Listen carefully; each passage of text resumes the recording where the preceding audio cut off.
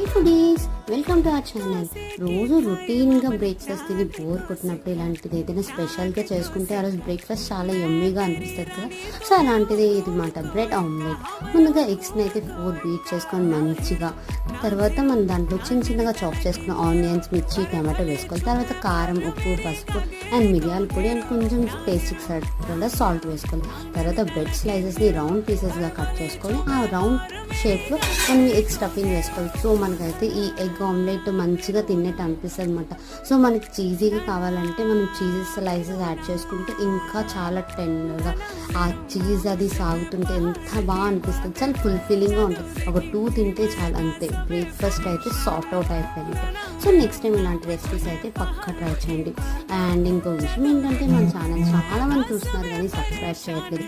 Subscribe చేసుకోండి, మీకోసమే కదా కష్టపడి వీడియోస్ పెడుతున్నాను. అండ్ ఈ వీడియో కంటే